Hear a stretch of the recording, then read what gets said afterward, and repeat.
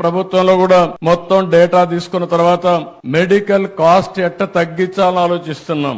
ఈ రోజు పేద కుటుంబాలన్నీ చితికిపోతున్నాయి. ఓసారి బాధేస్తుంది, ఓసారి ఒక్కొక్క పేషెంట్ కి 60 లక్షలు 70 లక్షలు కోటి రూపాయలు మెడికల్ బిల్లు వచ్చే పరిస్థితి వస్తా ఉంది. చాలా మంది ఆస్తులు అమ్ముకొని కూడా ప్రాణాలు కాపాడుకోవడానికి కష్టపడి ముందుకు పోయే పరిస్థితి వస్తున్నారు.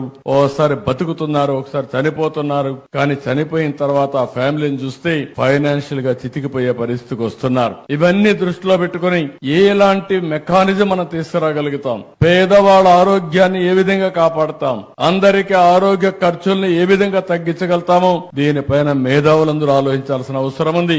నేను కూడా ఆలోచిస్తున్నా. ఈ రోజు హాస్పిటల్లో కూడా ఇంకొక విషయం కూడా ఇక్కడ డాక్టర్స్ ఉన్నారు, కొంతమంది ప్రైవేట్ మెడికల్ కాలేజెస్ కూడా ఉన్నాయి. మీరందరూ కూడా శ్రద్ధ పెట్టాలి. మీరు మీ హాస్పిటల్ మేనేజ్మెంట్ ఎంత ముఖ్యమో సమాజం కూడా అంతే ముఖ్యం. ప్రివెంటివ్ హెల్త్ గురించి మీ అందరి బాధ్యత. ప్రజా చైతన్యం తీసుకురావాల్సిన అవసరం ఉంది. అదే సమయంలో రియల్ టైం మానిటరింగ్ కూడా. చీటికి మాటికి మీరు హాస్పిటల్ అందరినీ పేషెంట్లు చేర్చి తద్వారా వాళ్ళకు రూమ్ రెంట్లు వేసి విపరీతంగా బర్డెన్ పెంచేసే పరిస్థితికి వస్తున్నారు. ఈ రోజు వేరబుల్స్ వచ్చాయి. ఏ డిసీజ్ వచ్చినా ఆయన ఇంటి దగ్గర ఉంటే మీరు ఇక్కడ నుంచి మానిటర్ చేసి అవసరమైనప్పుడు అతను హాస్పిటల్ షిఫ్ట్ చేసే మెకానిజం వస్తా ఉంది. అంబులెన్సెస్ ఉన్నాయి. అంబులెన్సెస్ కూడా మనకు కావలసిన ఎక్విప్మెంట్ అంతా పెట్టే పరిస్థితికి వస్తున్నాం. అందుకని అందరం కూడా ఆలోచించుకోవాల్సింది రాబోయే రోజుల్లో మానిటరింగ్ కూడా పేషెంట్ ఎక్కడుంటే అక్కడ చేసి అవసరమైతే హాస్పిటల్ తీసుకురావడం, అవసరమైతే ఆపరేషన్లు చేసే పరిస్థితి రావాలి. అప్పుడే కాస్ట్ తగ్గించగలుగుతాం.